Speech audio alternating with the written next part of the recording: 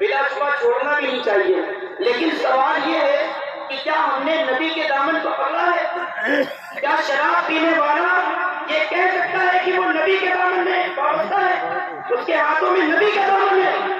کیا سود کھانے والا یہ کہہ سکتا ہے کہ وہ عاشق رسول ہے؟ کیا زنا کرنے والا یہ کہہ سکتا ہے کہ وہ عاشق رسول ہے؟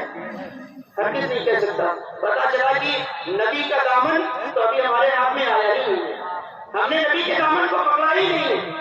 نبی کا دامن اگر ہاتھ میں ہوتا تو ہم نمازی ہوتے، ہم پرہیزگار ہوتے، ہم برائیوں سے بچے ہوئے ہوتے، ہماری سیرت، ہمارا کریکٹر یہ بالکل مسلمانوں جیسا ہوتا۔ آج لوگ گناہ کرتے ہیں، گناہ کرنے پر فخر بھی محسوس کرتے ہیں اور لوگوں کو الگ اعلان بتاتے بھی ہیں کہ آج وہ زنا کر کے آ رہے ہیں، آج وہ فلاں بیئر بار سے آ رہے ہیں، آج فلاں کے ساتھ ڈیٹ کر کے آ رہے ہیں۔ میرے پیارے آقا علیہ الصلوۃ والتسلیم کے پیارے جوانوں، گناہ کرنے پر جو لذت ہے، جو مزہ ہے، وہ چند لمحوں کا ہے، چند وقت کا ہے، لیکن اس کے بعد نامہ اعمال میں صرف بدکاریاں ہیں، اس کے نتائج میں صرف عذاب جہنم ہے، اس کے نتیجے میں دنیا کی بربادی ہے، آخرت کی بربادی ہے، قبر کی زندگی کی بربادی ہے۔ یہ نہ سمجھے کہ چند لمحوں کی جو لذت ہے وہ ہمیشہ باقی رہے گی، لذت ختم ہو جائے گی، گناہ باقی رہ جائے گا، بدکاری باقی رہ جائے گی۔ آج لوگ فخر اس بات پر کرتے ہیں کہ وہ تم گناہ کر کے آ رہے ہو، تم سے اگر یہ بات کہی جائے کہ کیا تمہیں موت کی فکر نہیں، کیا تمہیں آخرت کی فکر نہیں، کیا تمہیں مرنا نہیں ہے، کیا تم سے سوالات نہیں کیے جائیں گے، تو ایک جواب آتا ہے، جب مریں گے تب دیکھا جائے گا، جب قبر میں جائیں گے تب دیکھا جائے گا، جب جہنم میں جلیں گے تو دیکھا جائے گا۔ ہم تو ہے ہی جہنمی۔ لوگ اس طریقے سے کہہ دیتے ہیں ہم تو ہے ہی جہنمی، ہمیں تو جانا ہی جہنم میں ہے۔ گویا کہ وہ جہنم کی بات نہیں کر رہے ہیں، بلکہ وہ کسی پارک میں جانے کی بات کر رہے ہیں، کسی اچھی جگہ میں جانے کی بات کر رہے ہیں۔ جہنم کے تعلق سے ہم اس کا صحیح اندازہ تو نہیں لگا سکتے، لیکن سرکار نے جو احادیث مبارکہ میں بیان فرمایا ہے اس سے کچھ اندازہ لگانے کی کوشش کر سکتے ہیں۔ بس جہنم کے تعلق سے ایک بات عرض کروں گا، آقا دو جہاں صلی اللہ علیہ وسلم نے ارشاد فرمایا کہ اگر کوئی شخص جہنم میں چل رہا ہو اور اس کو اس آگ سے نکال کر دنیا کی آگ میں ڈال دیا جائے تو اسے چین اور سکون کی نیند آ جائے، چین اور سکون کی نیند آ جائے گی۔ آپ بہت بے خبر سو رہے ہو، آواز دینے پر بھی نہ اٹھ رہے ہو، ہلانے پر بھی نہ اٹھ رہے ہو، لیکن اگر جس میں ایک چنگاری پڑ جاتی ہے تو آنکھ فوراً کھل جاتی ہے۔ یہ دنیا کی آگ کا عالم ہے۔ میرے آقا نے فرمایا کہ جہنم کی آگ اتنی شدید ہے کہ اگر کوئی جہنم کی آگ میں جل رہا ہو اور اس کو اس آگ سے نکال کر دنیا کی آگ میں ڈال دیا جائے تو اسے چین اور سکون کی نیند آ جائے گی۔ اب اندازہ کریں کہ جہنم کی آگ کتنی سخت ہوگی، کتنی زیادہ بھیانک ہوگی۔ آج بڑی آسانی کے ساتھ کہہ دیا جاتا ہے جب مریں گے تو دیکھا جائے گا، جب مریں گے تو جھیل لیا جائے گا۔ اس طریقے کے الفاظ کہتے ہو، شرم آنی چاہیے کہ ہم مسلمان ہیں اور اپنے گناہ پر اس طریقے سے حد درمی کرتے ہیں۔ میرے آقا صلی اللہ علیہ وسلم نے جہنم کو دیکھا ہے، جنت کو دیکھا ہے۔ معراج کے موقع پر اللہ تبارک و تعالیٰ نے اپنے محبوب کو سفر میں یہ تمام چیزوں کی زیارت عطا فرمائی اور اپنا دیدار عطا فرمایا۔ آقا دو جہاں صلی اللہ علیہ وسلم ہمارے لیے رات رات گھر روتے رہے، ہمارے لیے رات رات فکر مند رہے۔ جب اس دنیا میں تشریف لا رہے ہیں تو رب اپنی امتی کہہ رہے ہیں، بارگاہ خداوند نے سر کو جھکایا ہے، سجدے میں گئے ہیں تو اپنے لیے کچھ نہیں کہا، رب اپنی امتی کہا۔ اور جب اس دنیا سے ظاہری طور پر تشریف لے جا رہے ہیں تو مولا علی رضی اللہ تعالیٰ وجود کریم کہتے ہیں کہ میں نے دیکھا کہ سرکار کے جسم اطہر کو ہم قبر سے اڑا رہے تھے اور نبی مبارک کھیل رہے تھے، میں نے اپنے کانوں کو آقا دو جہاں صلی اللہ علیہ وسلم کے لبوں پر لگایا تو ایک صدا آ رہی تھی، رب اپنی امتی، رب اپنی امتی۔ جب دنیا میں تشریف لا رہے ہیں تو ہماری فکر کر رہے ہیں، جب دنیا سے تشریف بظاہر لے جا رہے ہیں تو بھی ہمارے لیے دعا کر رہے ہیں۔ وہ فکر کرنے والے رسول تشریف لائے۔ ہاں دیکھیے جناب، باہر جو جناب تشریف رکھ رہے ہیں ان سے میری موضوعانہ گزارش، تعالیٰ نے ساری مخلوق میں سب سے افضل بنایا ہے، سب سے اعلیٰ بنایا ہے، تمام خصوصیات کا جامع بنایا ہے، سب سے افضل ہے، سب سے اعلیٰ ہے۔ وہ نبی جب دنیا میں تشریف لاتے ہیں تو رب اپنی امتی کہتے ہیں، جب ظاہری طور پر وصال فرماتے ہیں تو رب اپنی امتی کہتے ہیں۔ جانتے ہیں آپ رات رات بھر روتے تھے ہمارے لیے، ہمارے گناہوں کے سبب، ہماری بدکاریوں کے سبب۔ ایک مرتبہ حضرت جبریل امین بارگاہ مصطفیٰ صلی اللہ علیہ وسلم میں حاضر ہوئے، تمام پچھلی امتوں کا تذکرہ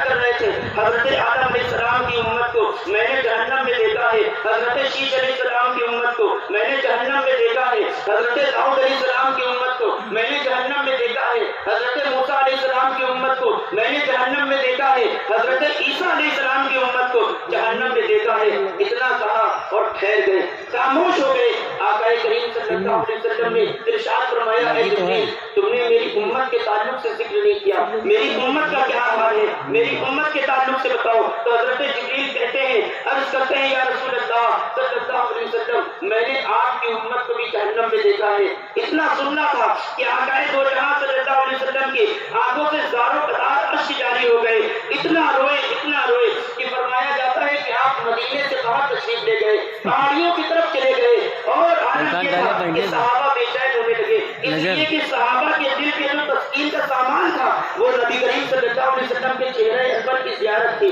جب وقت گزرا صحابہ بے چین ہونے لگے، سب تلاش میں نکلے، سب ڈھونڈنے کے لیے نکلے کہ آقا کہاں تشریف لے گئے ہیں، آقا کہاں تشریف لے گئے ہیں۔ تمامی صحابہ ڈھونڈ رہے ہیں۔ حضرت ابوبکر صدیق رضی اللہ تعالیٰ عنہ کہتے ہیں کہ ایک پہاڑی کی طرف میں نے ایک چرواہے کو دیکھا، وہ چرواہا یہودی تھا۔ میں نے اس سے پوچھا کہ ذرا یہ تو بتاؤ کیا تم نے ہمارے آقا کو دیکھا ہے، کیا تم نے ہمارے سردار کو دیکھا ہے؟ تو وہ یہودی چرواہا کہتا ہے کہ میں نے تمہارے نبی کو تو نہیں دیکھا، میں نے تمہارے سردار کو تو نہیں دیکھا، لیکن یہ جو پہاڑی دیکھ رہے ہو اس کے پیچھے سے رونے کی اتنی زیادہ آواز آ رہی ہے، اور اس درد بھری آواز میں اتنا غم ہے، اتنا غم ہے کہ اس رونے کی آواز کی وجہ سے 3 دن سے میری بکریوں نے چارہ نہیں کھایا ہے۔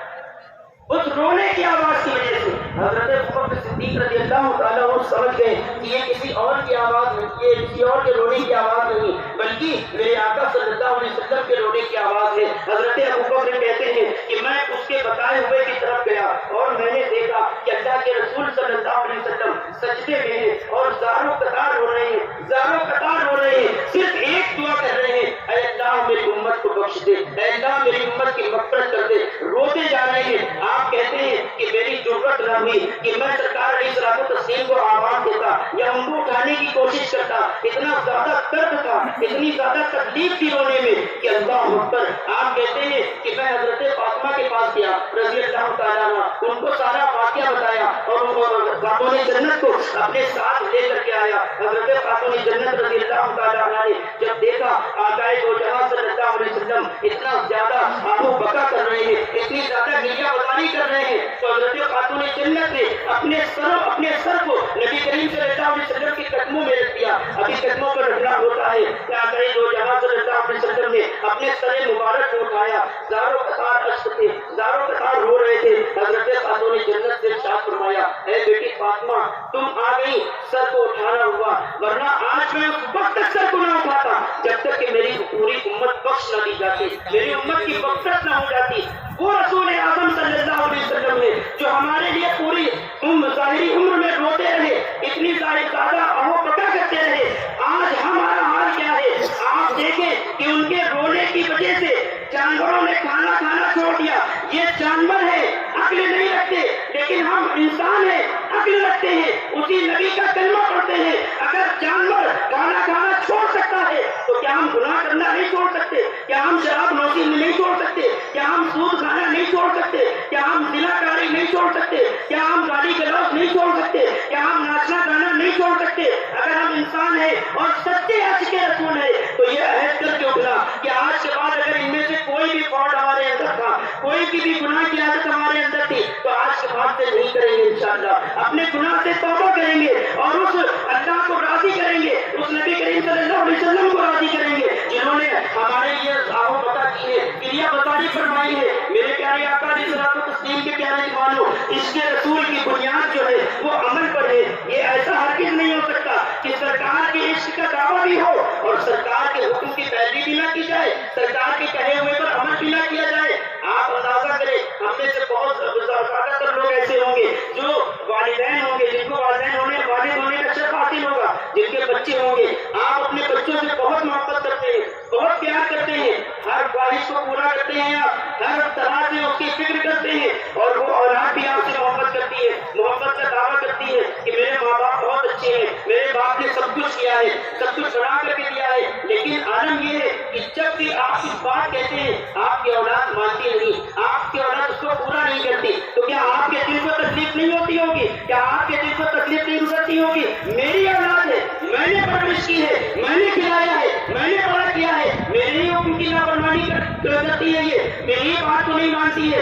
ایک والدین کا یہ عالم ہے کہ دو بچوں کو اگر پرورش کی ہے تو وہ چاہتا ہے کہ بچے اس کی پیروی کرے، بڑھاپے پر اس کی خدمت کرے۔ آپ اندازہ کریں، اللہ تبارک و تعالیٰ اپنے بندوں سے 70 ماؤں سے زیادہ محبت فرماتا ہے، اور رسول اعظم صلی اللہ علیہ وسلم نے اپنی امت سے کروڑہا درجے زیادہ اپنی امت سے محبت کی ہے۔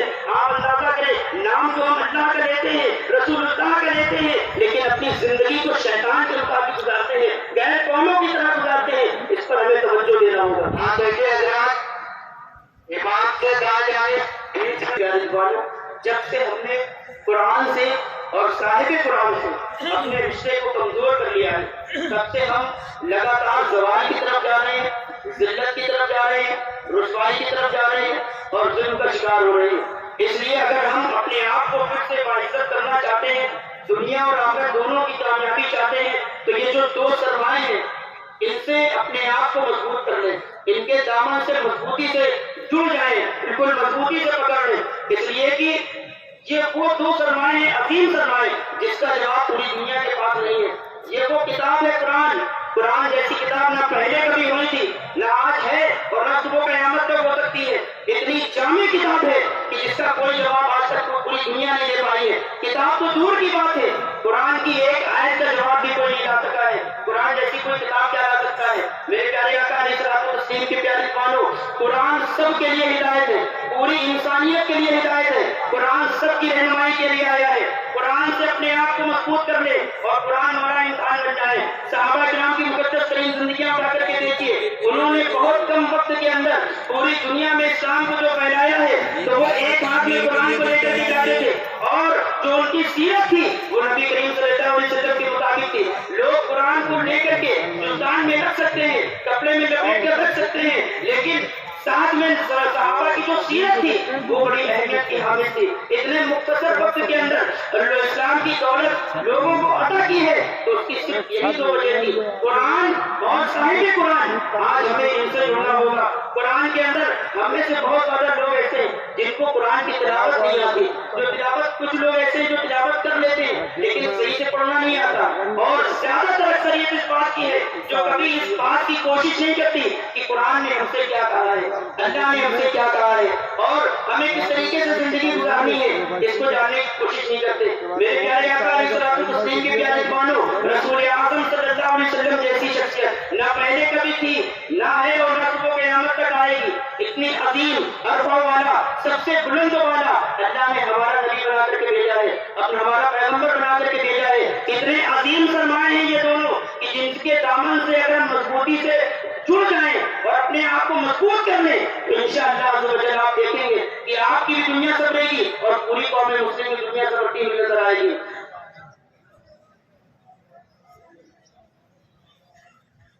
تمام لوگوں سے یہ گزارش کی جا رہی ہے کہ قبرستان کے اندر جو مسجد ہے آپ اس میں تشریف لے جائیں، کیونکہ ابھی پرشاسن نے بھی کہا ہے کہ مسجد کو کھول دیا گیا ہے تاکہ آنے والے لوگ اس میں ایڈجسٹ ہو جائیں اور وہاں پر بھی نماز ادا کر لیں۔ جو آنے والے ہیں وہ دیکھیں کہ آگے سے آگے بڑھ کر کے نماز پڑھے، جہاں پر جگہ خالی ہے وہاں پر بیٹھنے کی کوشش کریں۔ اس وقت کم ہے اور دھوپ نہ دیکھیں، چھائیں لے کر کے اگر آپ بیٹھیں گے تو ممکن ہے کہ بد انتظامی ہو جائے، اس لیے صفوں کو دیکھ کر بیٹھیں، نیکیوں کے اضافے کو دیکھ کر کے بیٹھیں کہ امام جتنا قریب ہوں گے اتنی زیادہ نیکیاں حاصل ہوں گی۔ تو جو آنے والے حضرات ہیں وہ قبرستان والی مسجد میں چلے جائیں اور سید احمد صاحب اور حاجی اللہ مدثر اللہ علیہ کی قیادت میں ہی وہاں پر نماز اسی جماعت سے جڑ کر ہونی ہے انشاءاللہ۔ تو ایک مرتبہ درود پاک پڑھیں، صلی اللہ علیہ وسلم صلی اللہ علیہ وسلم صلاۃ و سلام علیہ یا رسول اللہ صلی اللہ علیہ وسلم۔ تو پہلی چیز تھی دینداری۔ اگر ہم دیندار بن جائیں گے، سچے مسلمان بن جائیں گے، سچے مومن بن جائیں گے تو یقیناً ہم کامیاب ہوں گے۔ اور دوسری چیز ہے علم۔ اگر ہم نے علم حاصل نہ کیا تو جان لیں کہ علم روشنی ہے، علم نور ہے، جاہلیت تاریکی ہے۔ جاہلیت انسان کو اندھیرے میں دھکیل دیتی ہے، جاہلیت انسان کو گمراہ کر دیتی ہے، جاہلیت انسان کو پیچھے رکھتی ہے، جاہلیت کا فائدہ لوگ دنیا میں بھی اٹھاتے ہیں۔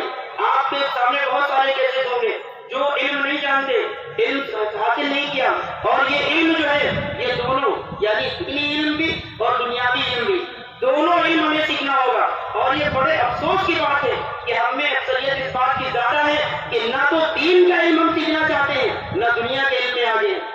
دونوں ہی طریقے سے ہم پیچھے ہیں۔ ہمیں اپنی ہی تاریخ نہیں معلوم، ہمیں اپنے بزرگوں کے نام نہیں معلوم، ہمیں صحابہ کی زندگی ہمارے سامنے نہیں ہے۔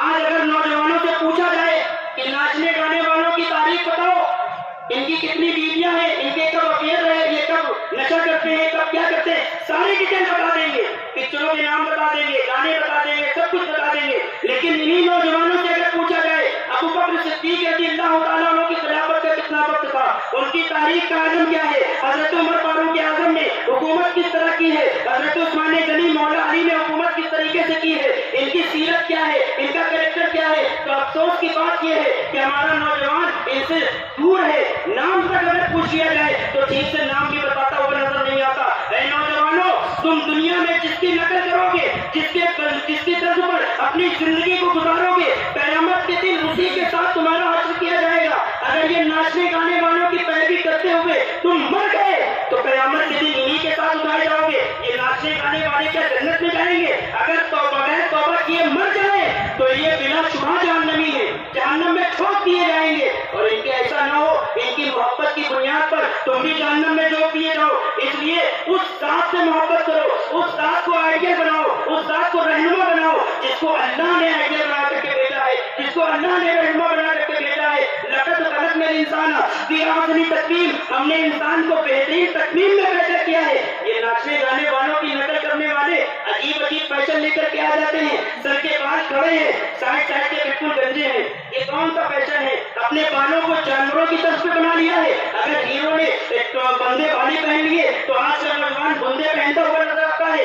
اگر ہیرو نے اپنے ہاتھ پر کڑا اور بریسلیٹ پہن لیا تو آج کا نوجوان اپنے آپ کو عاشق رسول کہنے والا بریسلیٹ اور کڑے پہن لیا کرتا ہے۔ میرے پیارے آقا علیہ الصلوۃ والتسلیم کے پیارے جوانوں، یاد رکھیں کہ ان کی پیروی جہنم میں لے جائے گی۔ رسول اعظم صلی اللہ علیہ وسلم سے محبت کرو، جن کو اللہ تبارک و تعالیٰ نے آگے بنایا، جن کو رہنما بنایا ہے۔ آپ اندازہ کریں وہ ذات جو 1450 سال پہلے تشریف لائی ہے، اس ذات کے عاشق کتنے ہوئے ہیں؟ آج تک کسی کے اتنے عاشق پیدا نہیں ہوئے۔ اور یاد رکھیں کہ دنیا کے جتنے بھی ہیرو ہیروئن ہیں ان سے آپ نہ محبت کر لیں، یہ ضروری نہیں ہے کہ یہ آپ کے محبت کے دور کی بات آپ کو جانتے بھی ہو، آپ کو پہچانتے بھی ہو، آپ کی کچھ مدد بھی کر سکے۔ آپ اگر ان سے ہائے ہیلو بھی کرنا چاہیں تو یہ نہیں کر سکتے۔ یہ دنیا کے لوگ ہیں، ایک وہ ذات ہے، وہ عرفہ والا ذات ہے جس کو اللہ نے آگے بنا کر کے بھیجا ہے۔ جب وہ ذات اس دنیا میں تشریف آئی تو اپنے ہر امتی کو پہچانتے ہیں، ہر امتی کو جانتے ہیں، اور دنیا میں جب بھی کوئی بھی ان کو مدد کے لیے پکارتا ہے تو وہ مدد بھی کرتے ہیں۔ قبر میں بھی مدد فرمائیں گے، قیامت کے دن بھی مدد فرمائیں گے۔ تو پتہ چلا کس کی محبت کامیاب کرنے والی ہے، کس کی محبت میں فائدہ ہے، تو بلا شبہ رسول اعظم صلی اللہ علیہ وسلم کی محبت میں فائدہ ہے۔ میرے پیارے آقا علیہ الصلوۃ والتسلیم کے پیارے جوانوں، پیروی کرو رسول اعظم صلی اللہ علیہ وسلم کی۔ ہیرو ہیروئن کو چھوڑ دو، ناچنے گانے والوں کو چھوڑ دو، کرکٹرز کو چھوڑ دو، یہ تمہیں کچھ نہیں دے سکتے۔ رسول اعظم صلی اللہ علیہ وسلم کی ذات، ان کو آئیڈیل بنانا، ان کو رہنما بنانا، تو وہی بزرگوں کا طریقہ رہا۔ کسی نے کیا خوب کہا تھا کہ وہ معزز سے دنیا میں مسلمان ہو کر اور ہم خوار ہوئے تاریخ برا ہو کر۔ اور فرمایا گیا آج کے حالات کے اعتبار سے کہا جاتا ہے کہ اگر ہم کامیاب ہونا چاہتے ہیں اس کو کیا کرنا ہوگا؟ طریقہ مصطفیٰ کو چھوڑنا ہے وجہ بربادی، طریقہ مصطفیٰ کو چھوڑنا ہے وجہ بربادی۔ اسی سے قوم دنیا میں ہوئی ہے بے اقتدار اپنی، ہمیں کرنی ہے شہنشاہ فتح کی رضا جوئی۔ وہ اپنے ہو گئے تو رحمت پروردگار اپنی، اور وہ بیٹھے ہو تو اٹھاؤ بارگاہ ناز کا پرتا، کہانی سر پہ کہتا ہو شقیقے جانثار اپنی۔ اگر کامیاب کرنا چاہتے ہو قوم کو تو رسول اعظم صلی اللہ علیہ وسلم سے جڑ جاؤ، قرآن سے جڑ جاؤ، علم حاصل کرو، دنیا کا علم بھی حاصل کرو، دین کا علم بھی حاصل کرو۔ کیا ہی اچھا ہو کہ ہمارا بچہ حافظ قرآن بھی ہو اور وکیل بھی بنتا ہوا نظر آئے، ہمارا بچہ عالم بھی ہو اور بیرسٹر بھی ہو، ہمارا